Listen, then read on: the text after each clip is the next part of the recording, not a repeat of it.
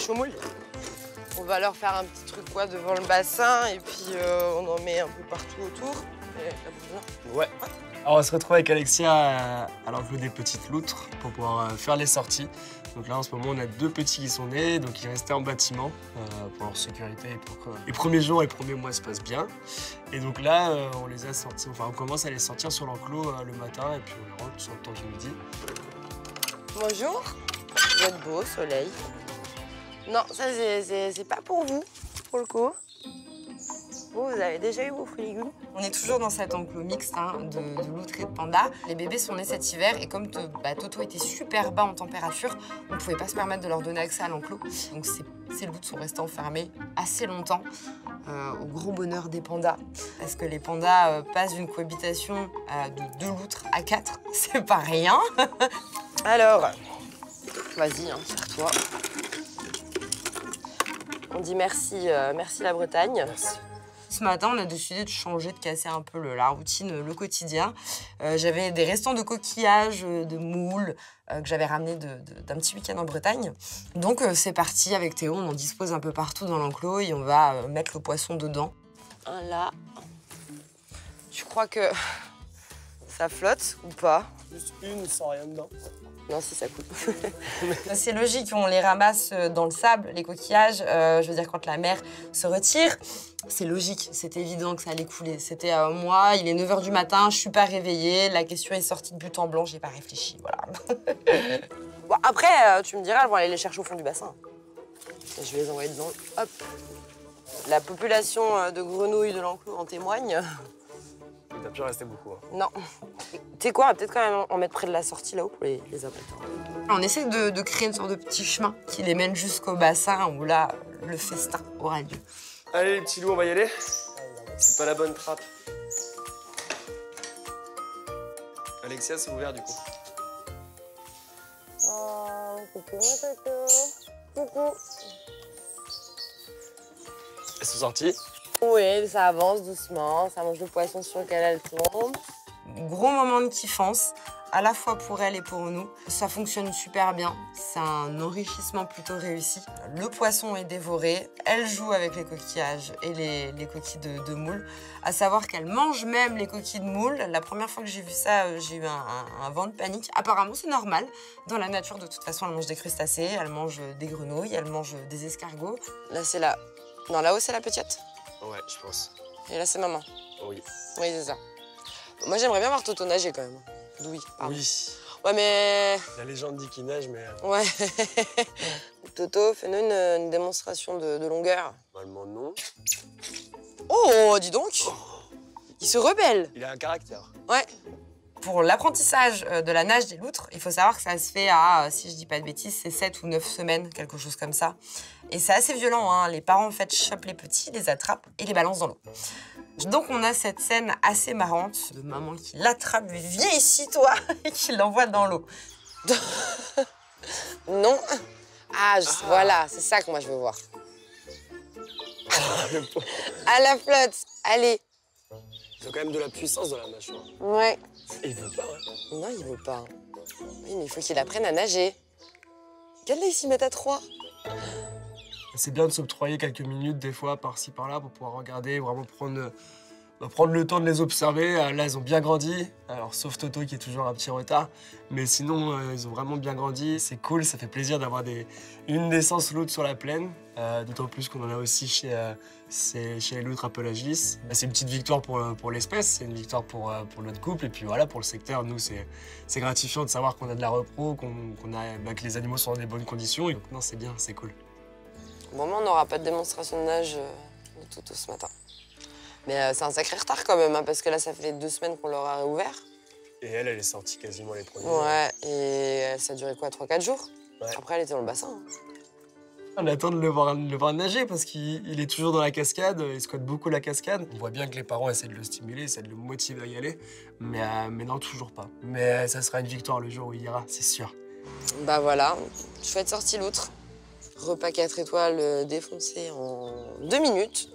Il n'y a plus rien, puisque tout a l'air de bien se passer, les pandas sont calmes. Là, du coup, ils ont tout mangé, ils retournent faire leur petite vie tranquillement dans l'enclos. La relation entre les deux espèces, pas très bien. On voit pas de conflit majeur, donc du coup, avec Alexia, voilà, on a d'autres loulous à aller s'occuper, donc on décide de filer et d'aller voir le reste de la plaine. On se revoit pour le goûter. Ouais, pour le goûter. Allez, c'est parti.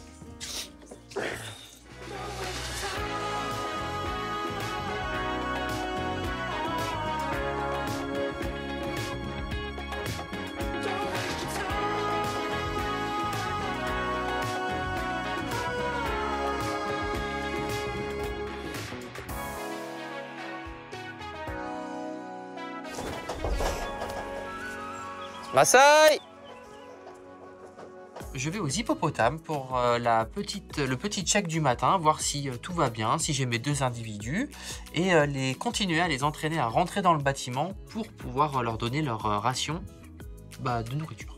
Ça va mon kibo d'amour? Bon, 1 sur 2, c'est déjà bien. Massaï! Des fois, quand il fait vraiment beau dès le matin et qu'ils ont passé une grosse partie de la nuit dans le bassin, moi je peux arriver et secouer mon seau.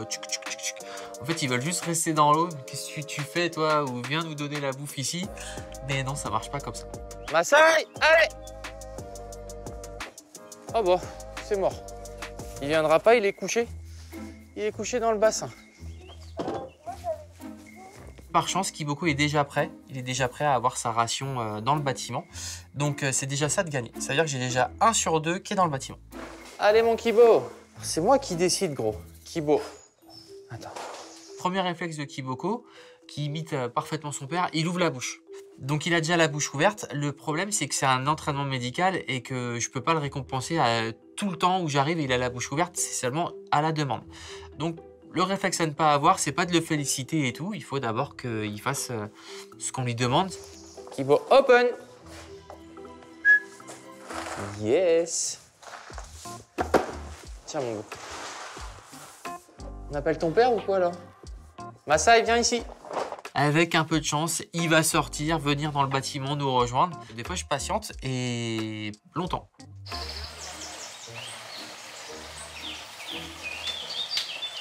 Massaï se traîne hors de l'eau. Il se traîne hors de l'eau. Bon, allez, vas-y, j'arrive. Allez, viens, mon gros, super! Voilà. Donc, moi, je prends mon café. Mon petit café, voyez-vous. Et puis, il faut de la patience, mais ça fonctionne. C'est bien, mon beau. Tiens, mon prince. Alors, Massaï, pareil, il ouvre la bouche direct. Non, mais lui, il sait, hein. Par contre, malin, hein, donc non, tu fermes. Oui. Massaï, open. Super beau. Allez, c'est bien, mes petits loups. À tout à l'heure. Bonne app.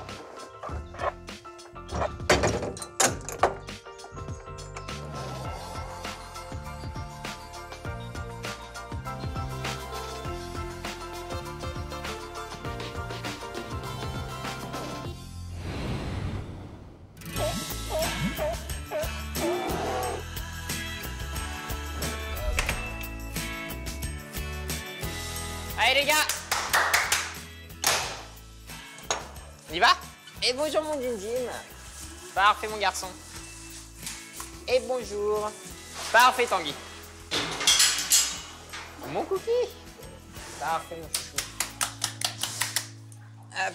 Cet après-midi, je suis au complexe aquatique et le but, ça va être de faire un entraînement aux otaries. Et du coup, là, le premier qui va passer en entraînement cet après-midi, ça va être Tanguy. On y va mon Tanguy? Hop. Et bonjour. Hop. Comment ça va mon garçon? Ça va mon chouchou? Ouais. Tanguy est encore une jeune otarie qui est entraînée depuis moins longtemps que les autres. Donc il est encore beaucoup plus peureux, il est moins conditionné, moins entraîné que les autres. Donc forcément, on doit s'adapter à son niveau d'entraînement. Et du coup, il va y avoir quelques petites différences par rapport aux autres. T'es prêt mon garçon? Allez, pousse! Il a touché? C'est bien, il a touché du bout du bout. D'entrée de jeu, je le fais sauter et je vois qu'il est super motivé, qu'il est à fond, il est jeune, il est fort, donc c'est top. Parfait, mon garçon, c'est très bien. Il faut savoir que les otaries, c'est des animaux qui naturellement vont être très curieux, très joueurs et qui du coup vont être efficaces à entraîner. C'est des animaux qui assimilent très bien les choses, donc forcément l'entraînement va être plus ou moins facile par rapport à certaines espèces animales. Tu restes? Et bye bye. Encore. Ouais, ça blou-blotte quand même. Hein. Encore. C'est bien. Parfait, tu peux descendre.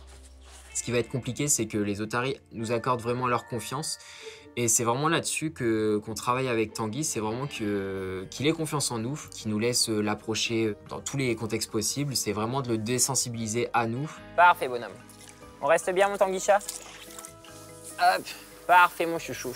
Ça, c'est un exercice qui est encore compliqué pour Tanguy. Ce qui est totalement normal. En fait, il faut se mettre à leur place. Il ne me voit pas vu que je suis derrière lui et je commence à lui toucher le dos, à lui toucher les nageoires. Donc forcément, Tanguy, qui n'est pas encore l'otarie la plus entraînée à ce niveau-là, c'est stressant pour elle. Donc forcément, je sens tout de suite qu'il est tendu. Oui, c'est ça, Tanguy, on était. Allez, parfait, mon chouchou. Il a hâte qu'on termine, quoi. Mais il accepte et ça c'est génial. Il a fait des progrès énormes à ce niveau-là, Tanguy. Allez, pousse. Je suis haute là. Parfait, mon garçon. C'est bien, mon chouchou. Moi. Parfait, Tanguy. Tanguy, il est un peu hyperactif, il n'a pas forcément conscience de la force qu'il a. Il est jeune, donc il a envie de bouger, il a envie de faire plein de choses, il a envie de bien faire en plus. Mais il a ce côté, il se contrôle pas toujours, on va dire, donc ça peut être problématique par moment. T'es prêt? Allez, serre. Et c'est pour ça qu'on doit vraiment travailler là-dessus. Nous, c'est vraiment l'apaiser, qu'il ait confiance en nous, qu'il soit calme, qu'il prenne conscience de la force qu'il a et de tout ce qu'il peut faire ou pas faire. Et on reste. Je suis là, chouchou. Tu restes bien là-dessus? Je suis là. Parfait, mon garçon. J'arrive derrière toi. Il faut savoir que, notamment l'exercice de la prise de sang, les prises de sang, on va les faire principalement au niveau des nageoires arrière. Et donc, je demande à Amandine de lui toucher les nageoires pour l'habituer, en fait, pour commencer déjà la désensibilisation à la prise de sang. On reste encore? C'est parfait, mon garçon. C'est très bien. Moi, il est mou des fesses. Tu peux briser quand tu veux. Allez, bravo. tu lui gardes les nageoires. Parfait, mon garçon. Dis donc. Non, il était bien. Bah oui, c'est bien. C'est très bien.